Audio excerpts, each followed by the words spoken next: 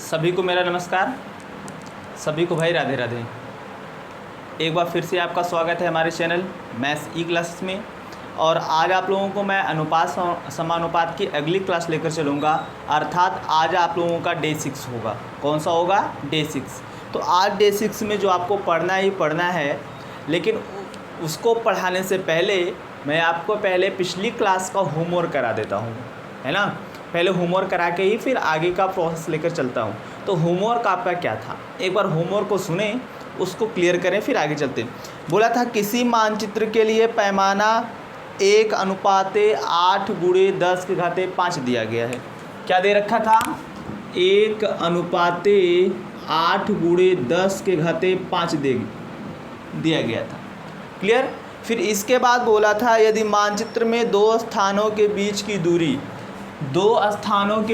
दूरी कितना दे रखा है भाई? 15 सेंटीमीटर। मानचित्र में दो स्थानों के बीच की दूरी कितना दे रखा है? 15 सेंटीमीटर। तो हमसे पूछा है तो दोनों स्थानों की वास्तविक दूरी क्या होगी? दोनों स्थानों की वास्तविक दूरी क्या होगी? अब देखो, अभी क्या है कि जब आप मानचित्र देखते हो, अभी आप नहीं देखते हो, मान लो कभी आपको मानचित्र देखना पड़ जाए, तो मानचित्र पे भाई पूरा विश्व है, पूरा इंडिया है। अगर आप यूपी के तो पूरा यूपी है ना। तो वहाँ से डिस्टेंस निकालना होता है, तो आप बाई स्केल निकालते हो, उसका अलग सा पैमाना होता है। और ज़रूरी नहीं है कि जो मैं बोला हूँ यही पैमाना हो, कुछ अलग पैमाना होता है। और बोला है कि अगर वो 1:8 × 10⁻5 हो, इसका ये मतलब है कि उसके एक यूनिट की दूरी 8 × 10⁻5 है।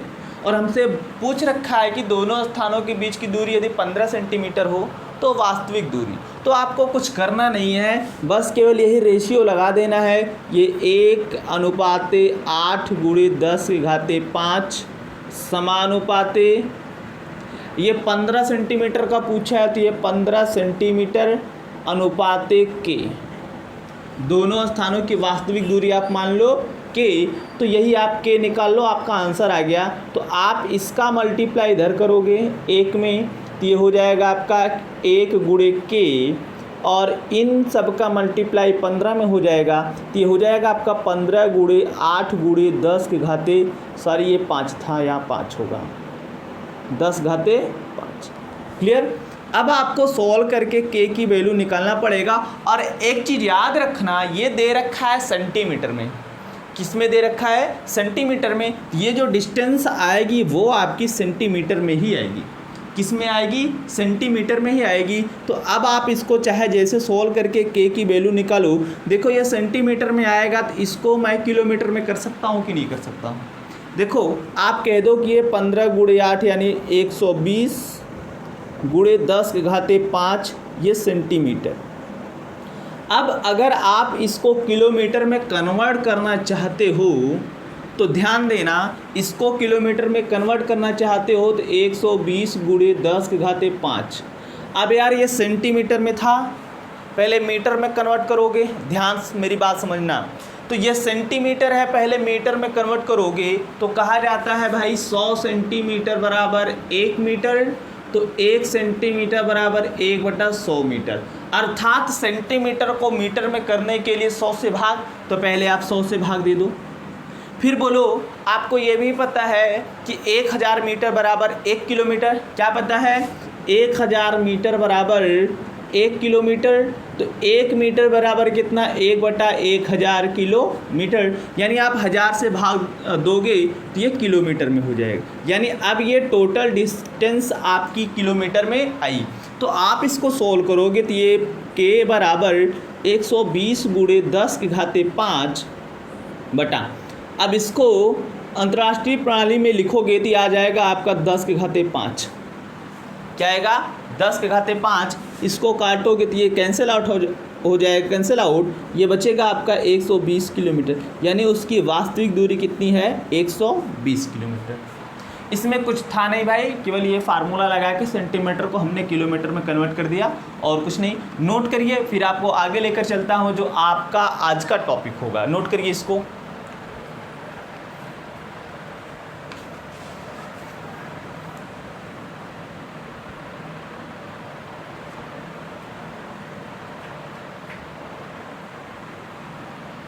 हो गया। आज का जो आपका टॉपिक होगा वो होगा शर्तों पर आधारित प्रश्न। अपनी कॉपी में पॉइंट बनाइएगा, शर्तों पर आधारित प्रश्न।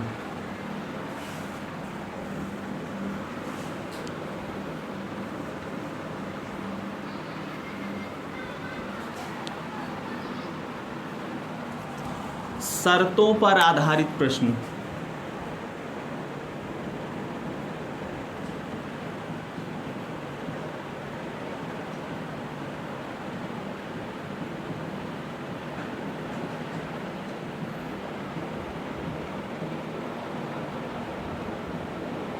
शर्तों पर आधारित प्रश्न। भाई क्वेश्चन लिखना और क्वेश्चन को मैं बताते हुए आपको समझाते हुए आगे लेकर चलूँगा। लिखना भाई क्वेश्चन। क्वेश्चन क्या है नोट करिएगा तेजी से।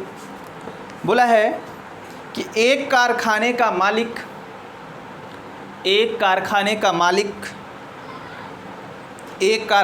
मालिक मजदूरों की संख्या, एक कारखाने का मालिक मजदूरों की संख्या 5:7 के अनुपात में बढ़ा देता है। 5:7 के अनुपात में बढ़ा देता है। एक कारखाने का मालिक मजदूरों की संख्या 5:7 के अनुपात में बढ़ा देता है, जबकि उनका दैनिक वेतन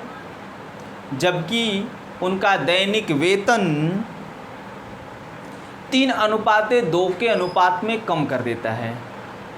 जबकि उनका दैनिक वेतन 3:2 के अनुपात में कम कर देता है। तो बताइए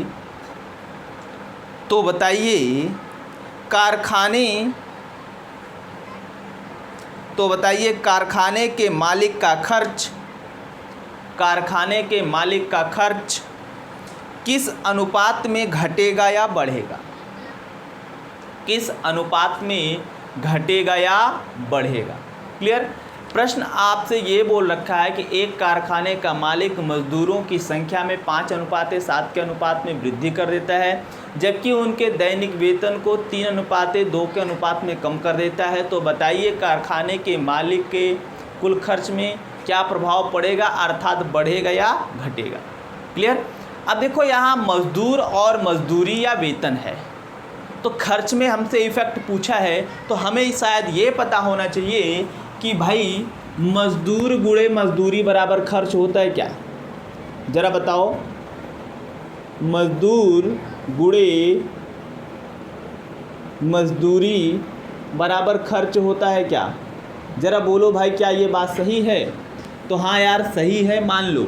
जैसे कहा जाए कि 5 मजदूर डेली काम करने आते हैं और डेली 300 रुपया लेकर जाते हैं, तो एक दिन का खर्च क्या होगा मालिक का? तो 5 मजदूर एक दिन का 300 लेगा, तो ये आएगा 3×5 = 1500, यानी ये आपका खर्च आ गया। यानी आप कह सकते हो मजदूर गुणे मजदूरी बराबर खर्च। इतनी बात आपको समझ लेनी है। अब देखो ये बढ़ाया कैसे? बोला कि मजदूरों की संख्या में 5:7 के अनुपात में वृद्धि करता है। तो पहले मजदूर 5 हुआ करते थे, बढ़ के कितने हो गए? 7 मान लो। अब ये 500, 700, 5000, 7000, 50, 70 कुछ भी हो सकता है, लेकिन रेशियो में 5:7 ही आएगी। पहले मजदूर 5 हुआ करते थे, अब कितने हो गए? 7। तो उनका दैनिक वेतन पहले 3 हुआ करता था, अब होने लगा 2। यही बोला है ना, पहले उनका वेतन 3 हुआ करता था, लेकिन अब होने लगा 2। अब आप यहाँ से मल्टीप्लाई करके वैल्यू निकाल लो। तो ये 5 × 15, ये 7 दूना 14। जरा बोलो कि पहले मालिक का खर्च कितना होता था? 15। अब उसका खर्च कितना? 14। तो बोलो मालिक का खर्च बढ़ा कि घटा? तो कहोगे घटेगा। तो किस अनुपात में घटा भाई? 15:14 के अनुपात में घटेगा। तो आप लिखना, अतः 15:14 के अनुपात में घटेगा। 15:14 के अनुपात में घटेगा। क्लियर। इसको इस तरीके से आपको लगाना है। नोट करिए, फिर दूसरा प्रश्न लेकर चलते हैं।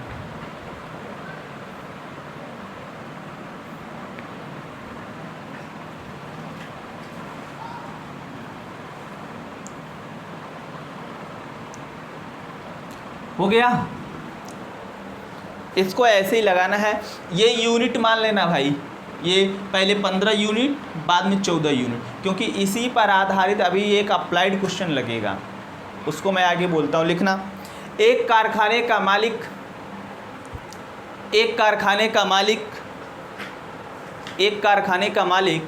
मजदूरों की संख्या 7:9 के अनुपात में बढ़ा देता है। मजदूरों की संख्या 7:9 के अनुपात में बढ़ा देता है। 7:9 के अनुपात में बढ़ा देता है, जबकि उनका दैनिक वेतन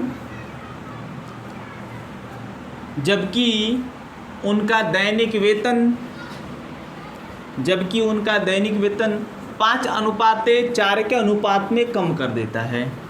जबकि उनका दैनिक वेतन 5:4 के अनुपात में कम कर देता है।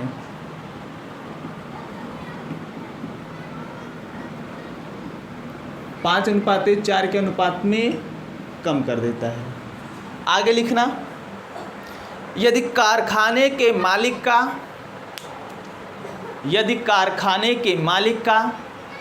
पुराना खर्च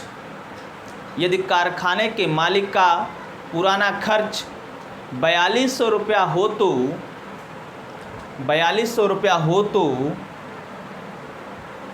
तो नया खर्च बताइए। पुराना खर्च 4200 रुपया हो तो नया खर्च बताइए। सॉल्व करिए, आपके पास 10 सेकंड या 15 सेकंड का टाइम है। सॉल्व करके हमको बताइए, देखते हैं कितने लोग सही आंसर कर पाते हैं। करिए सॉल्व आप।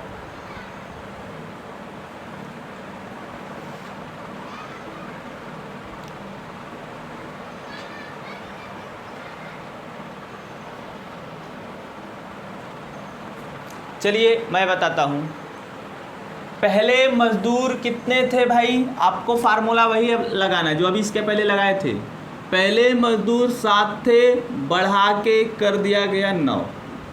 पहले उनका मजदूरी या वेतन मिलता था 5, कम करने के बाद 4 कर दिया गया। आप यहाँ से खर्च निकाल लो, तो यहाँ से खर्च निकालोगे 7×5 = 35 और यहाँ से खर्च निकालोगे 36। पहले खर्च कितना होता था 35 यूनिट। ये पुराना खर्च है, ये पुराना खर्च और ये नया खर्च। तो पहले कितना खर्च होता था भाई, तो कहोगे पहले 35 यूनिट का खर्च होता था। अब कितने यूनिट का खर्च होने लगा, कहोगे 36 यूनिट का। यहाँ से एक प्रश्न और पूछ सकता था कि कारखाने के मालिक का खर्च कितने रुपया बढ़ा या कितने रुपया घटा। यहाँ से 1 यूनिट बढ़ा है तो 1 यूनिट की वैल्यू निकाल कर हम बताते हैं। लेकिन हमसे बोल रखा है कि कारखाने के मालिक का पुराना खर्च 4200, तो पुराना खर्च का यूनिट है 35 यूनिट। तो आप यहाँ से एक नियम लगा दो, कहोगे यदि 35 यूनिट की वैल्यू 4200 रुपया हो तो 1 यूनिट की वैल्यू कितनी हो जाएगी, कहोगे 4200/35। 4200/35। अगर आप इसको काटते हो तो ये कितनी बार जाएगा भाई, अगर आप इसको काटते हो तो ये कितनी बार जाएगा, 7×5 = 35, 7×6 = 42, 600/5। इसको काटोगे तो यह आ जाएगा आपका 120। आप कह दोगे कि 1 यूनिट की वैल्यू कितनी, 120। आपको नया खर्च बताना है, तो नया खर्च कितना यूनिट है, 36 यूनिट। आप कहोगे नया खर्च बराबर 36 यूनिट। तो 1 यूनिट की वैल्यू कितना, 120। तो 36 यूनिट की वैल्यू 36 × 120, तो गुणा करोगे 4320 रुपया आएगा। 4320 रुपया आपका आएगा। क्लियर। आप लोगों को अगर ये बात समझ में आ रही हो तो कमेंट में हाँ ना करिए भाई, जैसा भी हो फीडबैक देते रहिए, समझ में आ रहा है कि नहीं आ रहा है। नोट करिए, फिर आगे चलते हैं।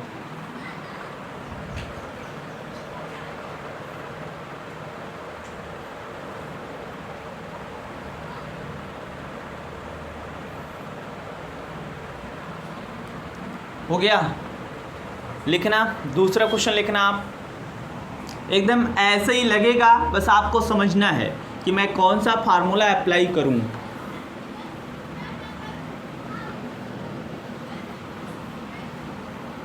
लिखना, चावल का मूल्य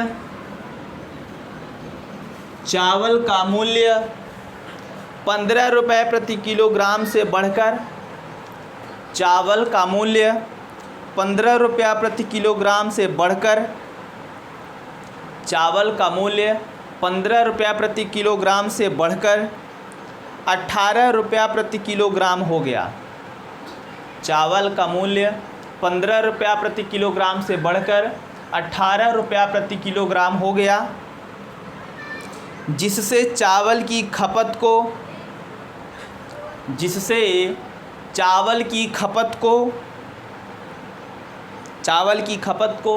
5:4 के अनुपात में, चावल की खपत को 5:4 के अनुपात में कम कर दिया गया, 5:4 के अनुपात में कम कर दिया गया।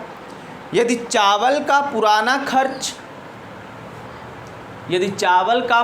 खर्च 2250 रुपया हो तो, चावल का पुराना खर्च 2250 रुपया हो तो बताइए नया खर्च क्या होगा। चावल का पुराना खर्च 2250 रुपया हो तो बताइए नया खर्च क्या होगा। लगाना, आपके पास 10 से 15 सेकंड का टाइम है, लगाइए आप।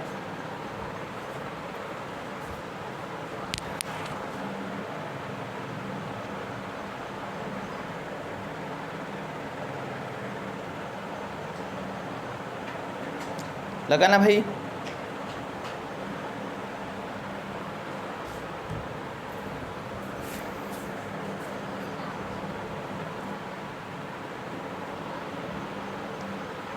जिसका 2160 रुपया आ रहा है भाई, उसका सही है। 2160 रुपया आ रहा है जिसका, उसका सही। देखो, आपको ये पता होना चाहिए कि मूल्य गुणे मात्रा बराबर खर्च होता है। नहीं पता है तो जान लो, मूल्य गुणे मात्रा बराबर ये खर्च होता है। मूल्य गुणे मात्रा बराबर खर्च। तो बोला है कि पहले चावल का मूल्य 15 रुपया था, तो मूल्य पहले 15 रुपया हो गया, बढ़ के कितना हो गया 18 रुपया। 15 रुपया से बढ़कर 18 रुपया प्रति किलोग्राम हो गया। लेकिन बोला गया है कि जब चावल की मात्रा 5:4 के अनुपात में कर दी जाती है, मतलब पहले चावल की खपत या मात्रा 5 किलो होती थी, अब कितनी होने लगी, 4 किलो होने लगी। तो भाई गुणा करो यहाँ से, इसका गुणा करोगे तो ये 15×5 = 75 यूनिट, और इसका गुणा करोगे 18×4 = 72 यूनिट। सब यूनिट में है भाई, ये 75 यूनिट, ये 72 यूनिट। मैं लिख देता हूँ। अब ये आपका पुराना खर्च हो गया, ये आपका नया खर्च हो गया। तो पुराना खर्च कितना कहोगे, 75 यूनिट। नया खर्च कितना कहोगे, 72 यूनिट। और बोला है कि यदि पुराना खर्च, क्या बोला है, यदि पुराना खर्च 2250 रुपया हो, पुराना खर्च कितना हो, 2250 रुपया हो, अर्थात आप कहोगे कि 75 यूनिट की वैल्यू 2250 रुपया, तो 1 यूनिट की वैल्यू निकालोगे तो 2250/75 काटोगे। देखो ये 25 तियाँ 75, 25 पंजे, और ये 25 नवा आएगा, ये 90/3 बराबर ये 30। आप कहोगे 1 यूनिट की वैल्यू कितनी, तो 30। आपसे कितने यूनिट की वैल्यू चाहिए, 72। कहोगे नया खर्च बराबर, नया खर्च बराबर 72 यूनिट। तो 72 गुणे 1 यूनिट की वैल्यू 30, तो गुणा करोगे 72 तियाँ 216, 2160 रुपया। यानी नया खर्च कितना हो जाएगा, 2160 रुपया। कैलकुलेट कर लीजिए आप अपने से और इसको नोट कर लीजिए, फिर आगे चलते हैं।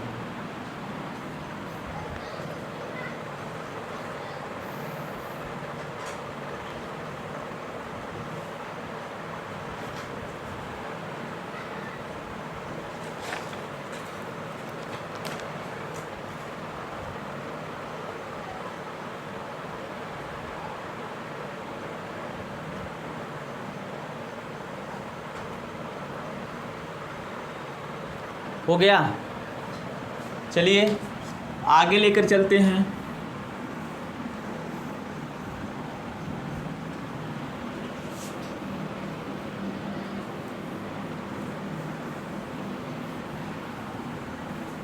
लिखना, तीन व्यक्ति ए बी सी,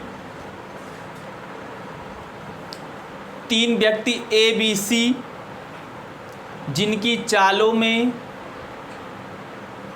तीन व्यक्ति ए बी सी जिनकी चालों में 3:4:5 का अनुपात है। तीन व्यक्ति ए बी सी जिनकी चालों में 3:4:5 का अनुपात है।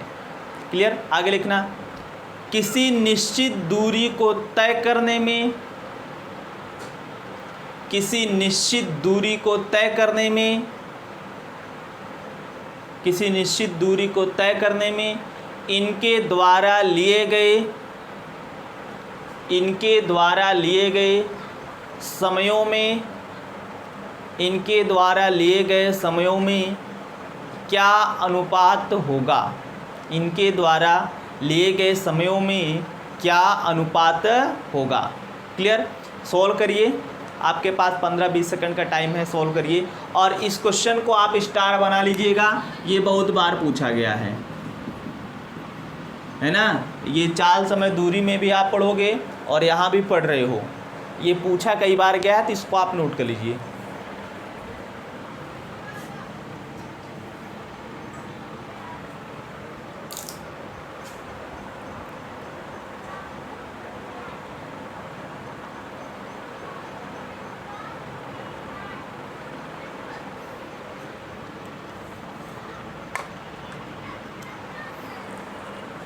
जिसका जिसका भाई 20, 15, 12 आ रहा है उसका उसका सही है।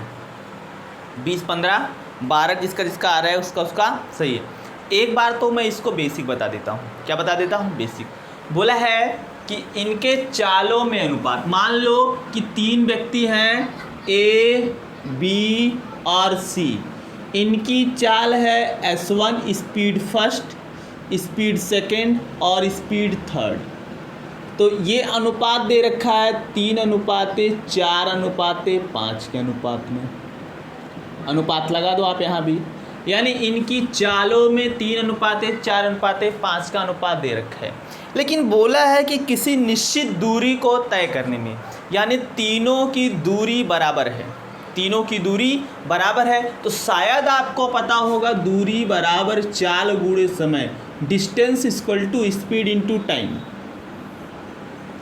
दूरी बराबर चाल गुणे समय। अब यहाँ तीन लोग हैं, तीनों की दूरी बराबर है, तो ये ST बराबर होगा। और मान लो तीनों के द्वारा लिया गया समय T1 ये, T2 ये, T3 है, और इसमें भी अनुपात आप लगा दो, इसमें भी आप अनुपात लगा दो। तो आप दूरी बराबर की स्थिति में ये लिख सकते हो S1 T1 बराबर S2 T2 बराबर S3 T3।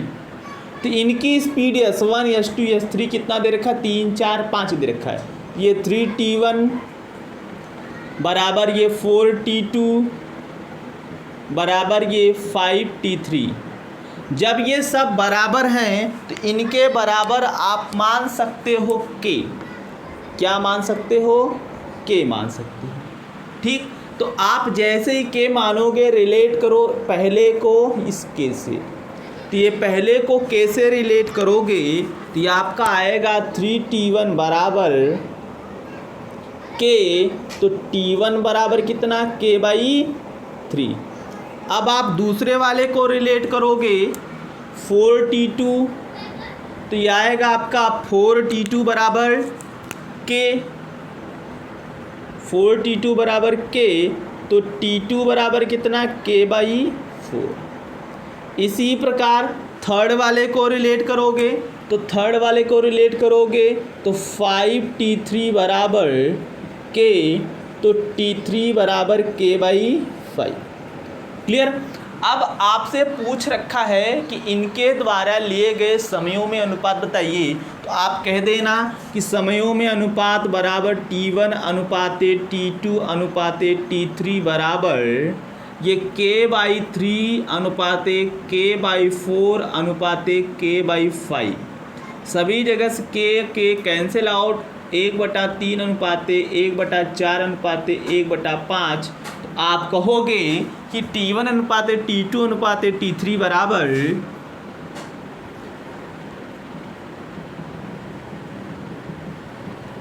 ये, आप देखो सॉरी यहाँ 5 है,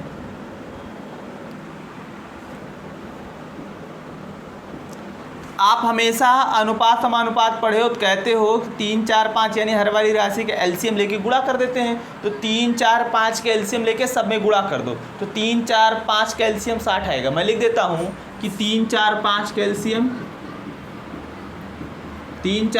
एलसीएम 60, तो सब में 60 से गुणा कर दो, 1/3 गुणे 60 अनुपाते 1/4 गुणे 60 अनुपाते 1/5 गुणे 60। तो इसको आप कैलकुलेट करोगे तो ये आपका आएगा 20, ये आपका आएगा 15, ये आपका 12 आएगा। काटोगे तो यही आएगा। यानी इनके द्वारा लिए गए समयों में क्या अनुपात आया? 20 15 12। कितना है भाई? 20 15 12। ये इसका बेसिक तरीका है। क्या है? ये इसका बेसिक तरीका है। नोट करिए, फिर इसका मैं शॉर्टकट तरीका बताता हूँ। इसका शॉर्टकट तरीका बताता हूँ, इसको नोट कर लीजिए, इसको शॉर्ट बताता हूँ। नोट करिए भाई।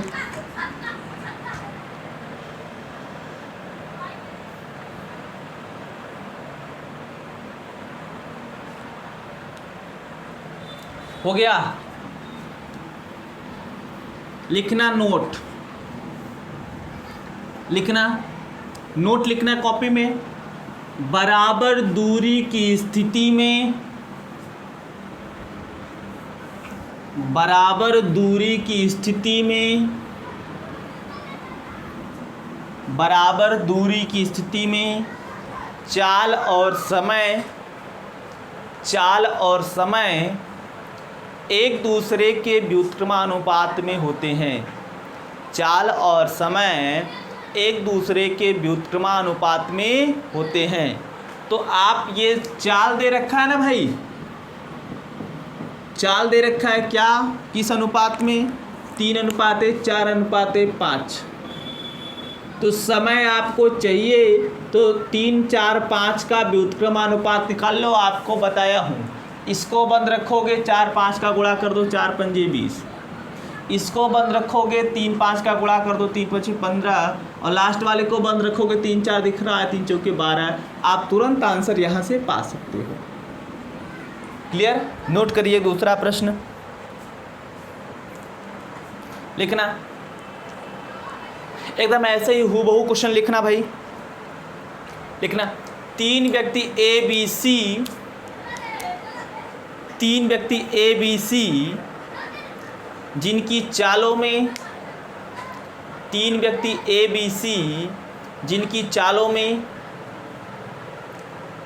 2:5:7 का अनुपात है। 3 व्यक्ति ए बी सी जिनकी चालों में 2:5:7 का अनुपात है। आगे लिखना, किसी निश्चित दूरी को तय करने में, किसी निश्चित दूरी को तय करने में इनके द्वारा लिए गए समयों में अनुपात बताइए। किसी निश्चित दूरी को तय करने में इनके द्वारा लिए गए समयों में अनुपात बताइए। तो समय में अनुपात आपसे बोल रखा है, तो समय में अनुपात बोला हूँ, व्युत्क्रमानुपात निकाल लीजिए। तो क्या करोगे? 2 को बंद रखोगे भाई। 2 को अगर आप बंद रखते हो तो ये 5 और 7 दिखा, तो 5 7 35 अनुपात। 5 को बंद रखोगे, 2 7 दिखा, 2 7 14। 7 को बंद रखोगे तो 2 पंजे 10। यानी इनके द्वारा लिए गए समयों में क्या अनुपात होगा? 35, 14 और 10 का अनुपात होगा। किसका? 35, 14 और 10 का। नोट करिए, फिर आगे लेके चलते हैं।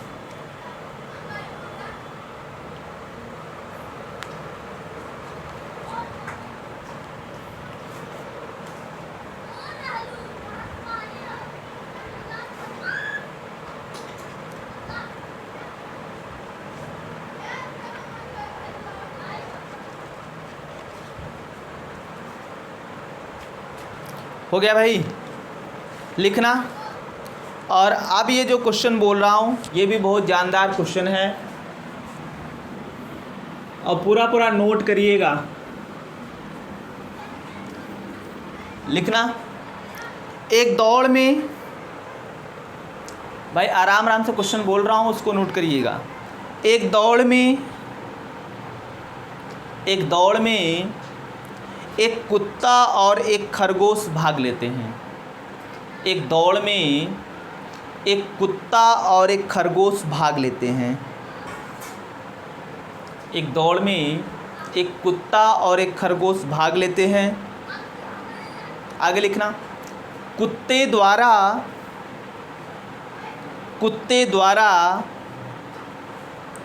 3 छलांगों में चली गई दूरी, कुत्ते द्वारा 3 छलांगों में चली गई दूरी। आगे लिखना, खरगोश द्वारा 5 छलांगों में चली गई दूरी के बराबर है। कुत्ते द्वारा 3 छलांगों में चली गई दूरी खरगोश द्वारा 5 छलांगों में चली गई दूरी के बराबर है। आगे लिखना, जितने समय में कुत्ता 2 छलांग लगाता है, जितने समय में कुत्ता 2 छलांग लगाता है, जितने समय में कुत्ता 2 छलांग लगाता है उतने समय में खरगोश 3 छलांग लगाता है। जितने समय में कुत्ता 2 छलांग लगाता है उतने समय में खरगोश 3 छलांग लगाता है। तो बताइए कुत्ते और खरगोश की चाल में अनुपात क्या है? कुत्ते और खरगोश की चाल में अनुपात क्या है? क्लियर? लगाइए और आंसर कमेंट करिए। आपके पास 10 से 15 सेकंड का टाइम है।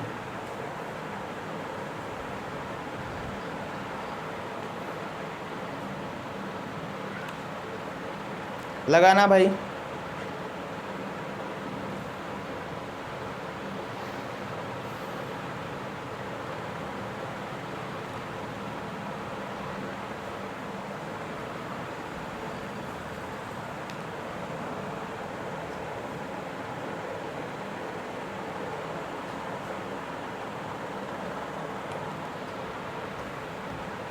जिसका भाई 10:9 आ रहा है उसका सही है।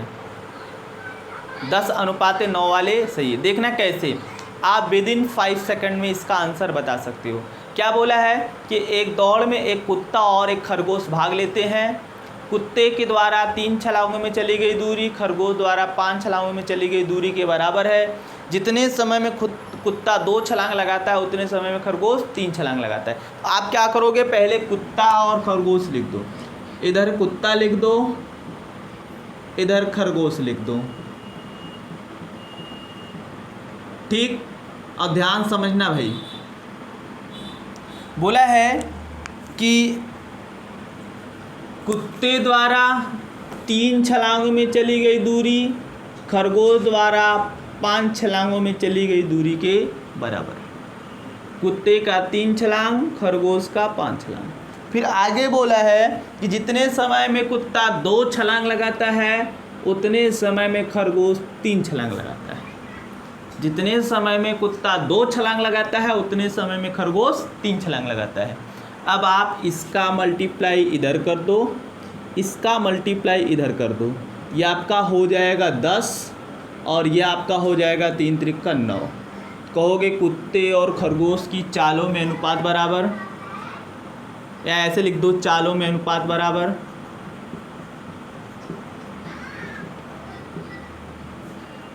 चालों में अनुपात बराबर कितना? 10:9। ये आपका आंसर हो गया। नोट करना, फिर आगे लेकर चलते हैं। भाई ये 5 सेकंड का क्वेश्चन था, है ना। इसका बेसिक फंडा 10 मिनट लग जाता है, इसलिए इसको नहीं बताया। बेसिक ऑफलाइन बैच जब आप पढ़ोगे तो वहाँ बताया जाएगा। लिखना ऐसे ही मिलता जुलता है। दूसरा क्वेश्चन लिखना एक दौड़ में एक कुत्ता और एक खरगोश भाग लेते हैं। एक दौड़ में एक कुत्ता और एक खरगोश भाग लेते हैं। एक दौड़ में एक कुत्ता और एक खरगोश भाग लेते हैं। कुत्ते द्वारा 4 छलांगों में चली गई दूरी, कुत्ते द्वारा 4 छलांगों में चली गई दूरी खरगोश द्वारा 7 छलांगों में चली गई दूरी के बराबर है। कुत्ते द्वारा 4 छलांगों में चली गई दूरी खरगोश द्वारा 7 छलांगों में चली गई दूरी के बराबर है। आगे नोट करना। हो गया भाई। जितने समय में कुत्ता 3 छलांग लगाता है, जितने समय में कुत्ता 3 छलांग लगाता है उतने समय में खरगोश 5 छलांग लगाता है। उतने समय में खरगोश 5 छलांग लगाता है। तो बताइए कुत्ते और खरगोश की चाल में क्या अनुपात है। तो बताइए कुत्ते और खरगोश की चाल में क्या अनुपात है। आपके पास महज 5 सेकंड का टाइम है। क्वेश्चन तो पहले पूरा लिख लीजिए, पहले ही आंसर बताने का प्रयास मत किया करें।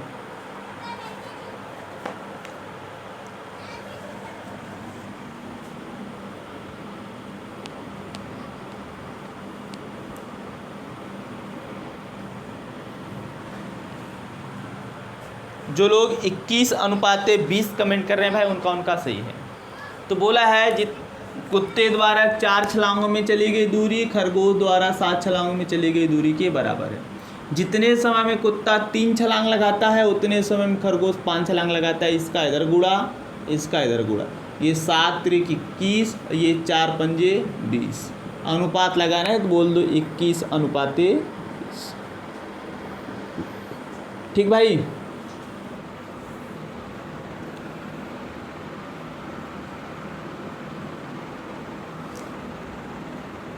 बोलो भाई सही है, हाँ ना, कुछ भी कमेंट करें आप लोग, फिर आगे चलते हैं। कम से कम कमेंट तो कर दें। और जितने लोग देख रहे हो भाई लाइक कर दो, नहीं तो फिर ठीक नहीं, पाप लगेगा आप लोगों को, है ना। जितने लोग भी देखते हो लाइक कर दिया करो, नहीं तो एकदम घोर पाप लगेगा आपको, बहुत बड़ा वाला।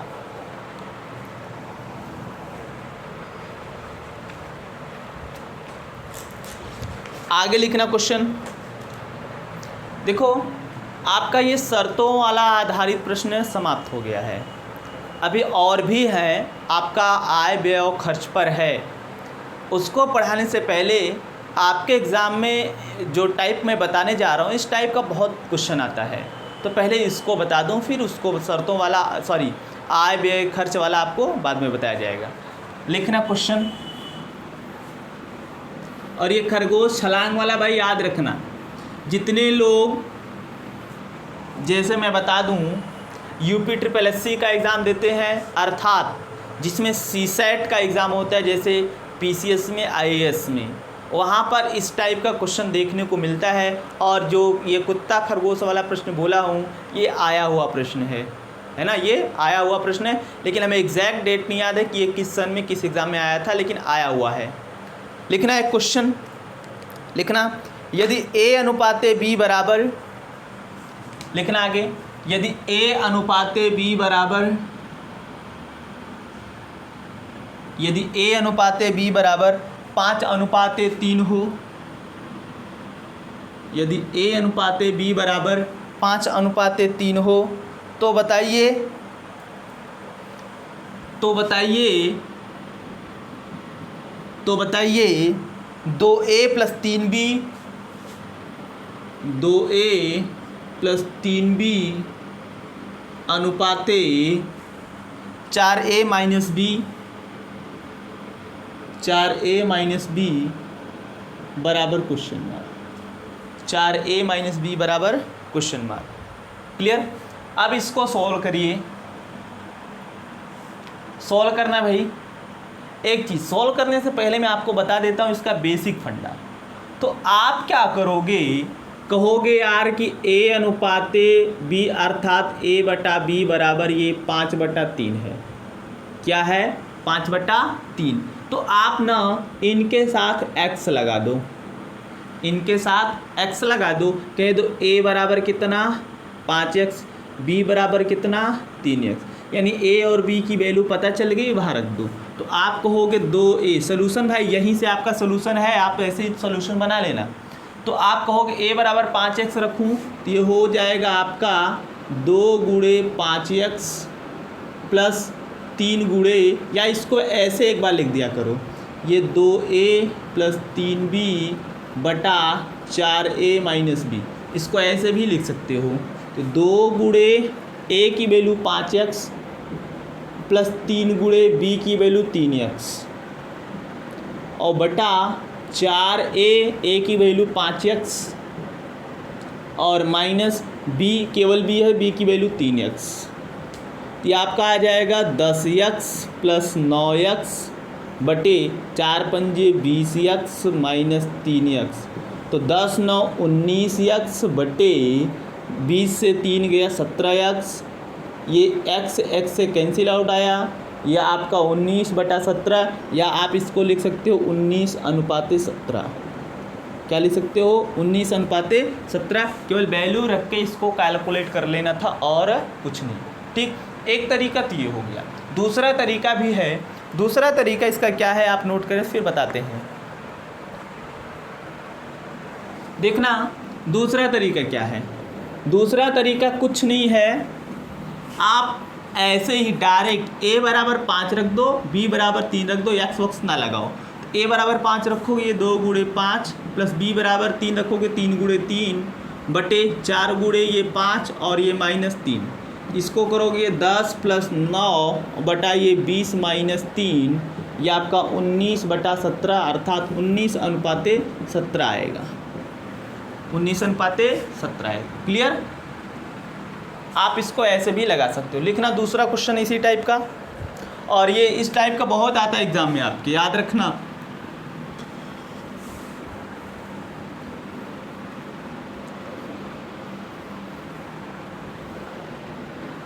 लिखिएगा, यदि a अनुपाते b बराबर 4:3 हो, यदि a अनुपाते b बराबर 4:3 हो, तो बताइए a square plus b square, a square plus b square अनुपाते 2a square minus b square, 2a square minus b square बराबर क्वेश्चन। सोल्व करना आपके पास 5 से 10 सेकंड का टाइम है। सोल्व करिए इसको, क्या आएगा?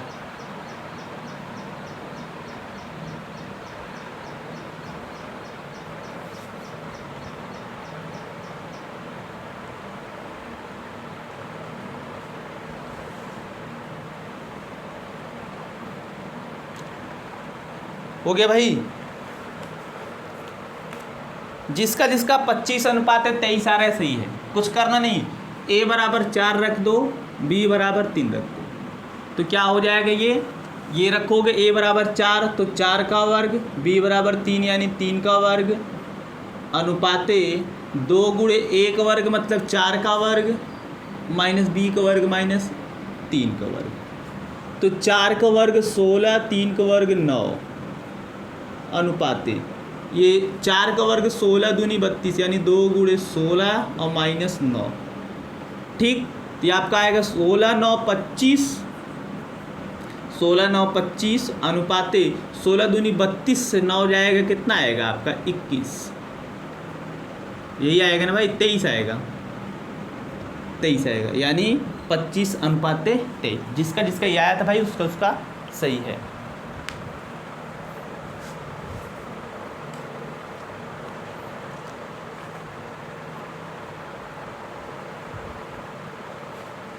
हो गया? एक अगला प्रश्न लिखना।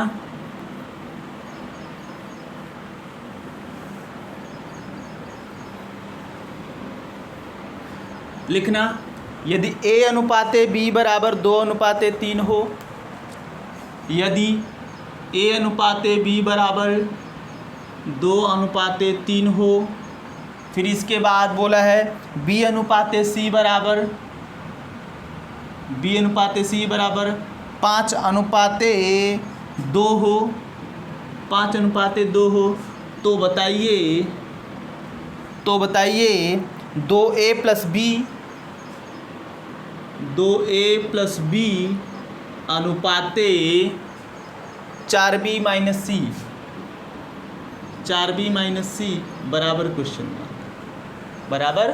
मार्क। तो देखो, अगर आप लगाना चाहते हो तो लगाओ, देखो किसका कितना आता है। 5 से 10 सेकंड में वेट करता हूँ, फिर इसके बाद बताता हूँ इसको।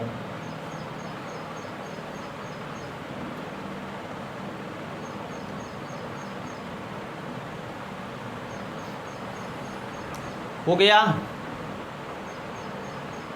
जिसका 35:54 आ रहा है भाई, उसका सही है। 35:54 वाले सही है। देखो कैसे, आप क्या करोगे, पहले आप ए बी सी में अनुपात निकालो, A अनुपाते B अनुपाते C।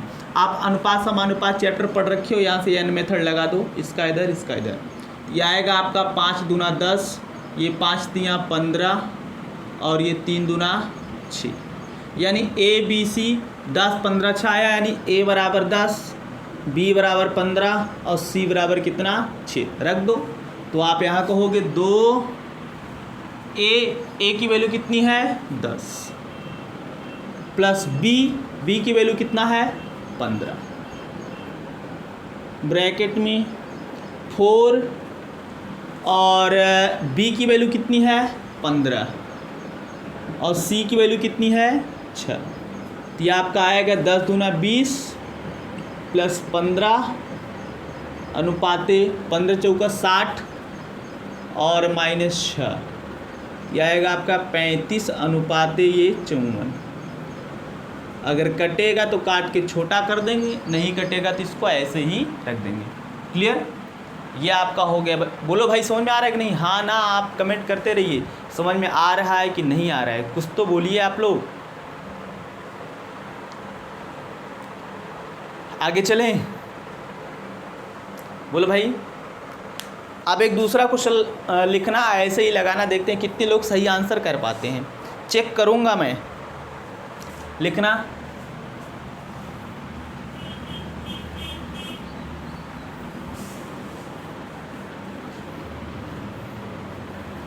लिखना, यदि A अनुपाते B बराबर, यदि A अनुपाते B बराबर 5:2 हो,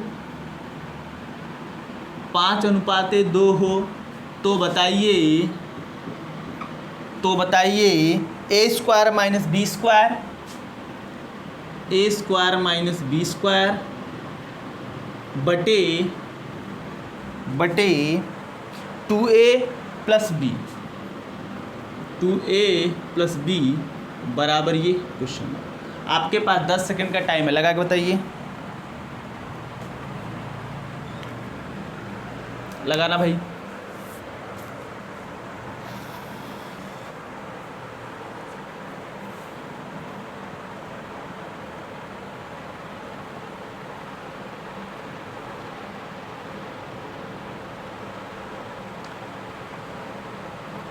जिसका 4:7 आ रहा है, मैक्सिमम लोगों का 4:7 आ रहा है। कितना? 4:7, सब गलत हैं। 4:7 वाले भाई सबका गलत है ना। अब क्यों गलत है, रीजन जान लो। हल करोगे, देखो A B की वैल्यू रखोगे 4:7 ही आएगा, रख के चेक कर लेना। A का स्क्वायर 5 के स्क्वायर 25, B का स्क्वायर 2 के स्क्वायर 4, 25 से 4 जाएगा 21, फिर यहाँ रखोगे 2A 5 दूना 10 और B 10 2 12, काटोगे तो आपका 4:7 आएगा। गलत है। ऐसा क्यों गलत है ना? या इसका आंसर क्या होगा, पहले आप नीचे लिखना, दिए गए प्रश्न का उत्तर दिए गए प्रश्न का उत्तर तय नहीं किया जा सकता, तय नहीं किया जा सकता। क्लियर? तय नहीं किया जा सकता। आप रीजन जानोगे क्यों, तो लिखना क्योंकि, पहले इतना तो नोट कर लो, दिए गए प्रश्न का उत्तर तय नहीं किया जा सकता। इसके बाद मैं आपको रीजन बताता हूं क्यों। रीजन जानते हो क्यों? क्योंकि ये देखो यहाँ इसका घात कितना है, किसी भी एक टर्म का उठाओ, यहाँ 1 पावर 2 है, यानी इस पूरे जो वैल्यू दे रखा है, आपका एक्सप्रेशन दे रखा है ऊपर वाले, इसकी घात मैक्सिमम कितनी है 2, लेकिन नीचे वाले की मैक्सिमम घात कितनी है, चाहे यहाँ से लो चाहे यहाँ से लो 1 है। यानी अंश और हर के घात आपस में बराबर नहीं है। याद रखना कि जब कभी भी इस टाइप का प्रश्न आए, आप देख लेना कि क्या अंश और हर का घात बराबर है। अगर अंश और हर का घात बराबर है तो दिए गए प्रश्न का उत्तर तय किया जा सकता है, लेकिन अगर अंश और हर का घात बराबर नहीं है तो दिए गए प्रश्न का उत्तर तय नहीं किया जा सकता है। आप क्या लिख रहे थे? दिए गए प्रश्न का उत्तर तय नहीं किया जा सकता क्योंकि अंश और हर के घात आपस में बराबर नहीं है, क्योंकि अंश और हर के घात आपस में बराबर नहीं है। क्लियर?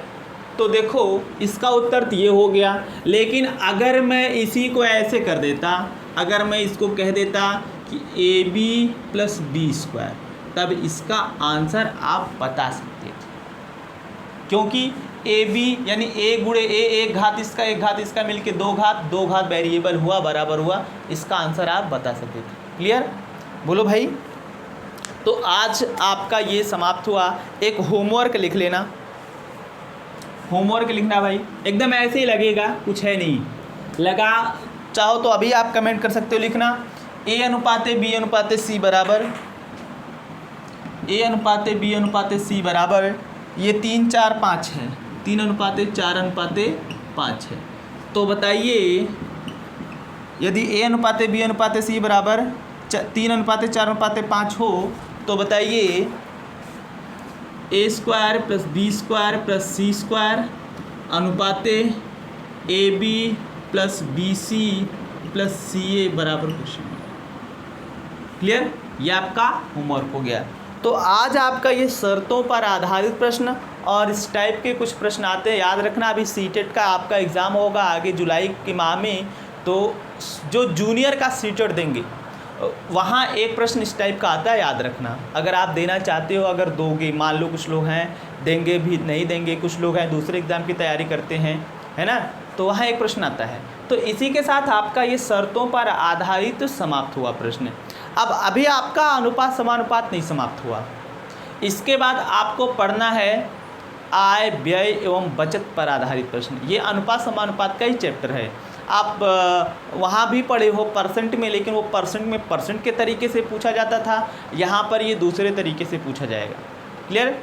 तो आज के लिए बस इतना ही। अगर किसी को कुछ कहना है भाई तो कमेंट करें।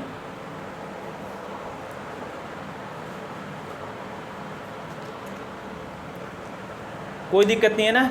तो हाँ, और एक बात, ज़्यादा से ज़्यादा आप लोग फैला दीजिए इसको, ज़्यादा से ज़्यादा फैला दीजिए इस वीडियो को। और दूसरी बात ये कि इसमें से कितने लोग हैं, जितने भी लोग सीटेट की अभी आगे एग्ज़ाम देना चाहते हैं 5 जुलाई को, अगर वो मैथ्स पढ़ने के लिए तैयार है, केवल सीटेट की, ये अदर वनडे तो मैं पढ़ा रहा हूँ, आप चाहे कुछ भी एग्ज़ाम दो, कोई भी एग्ज़ाम दो, सबके लिए मैं पूरा मैथ पढ़ा रहा हूँ, लेकिन स्पेशली सीटेट की, क्योंकि अगर मैं स्पेशली सीटेट का पढ़ाऊँगा तो 15 दिन में पूरा मैथ ख़त्म कर दूँगा। तो जो लोग सीटेट की मैथ पढ़ना चाहते हैं वो हमको कमेंट करेंगे, कमेंट करके बताइए। अगर हाँ कुछ लोग हो जाते हैं, 10-15 लोग हो जाते हैं, तो मैं सीटेट की मैथ 10-15 दिन पूरा पढ़ा दूँगा, जिससे आप लोगों का काम हो जाए, आप लोग सीटेट अच्छे से पास हो जाए। ठीक, कोई दिक्कत नहीं ना? आज के लिए बस इतना ही। Okay, thank you.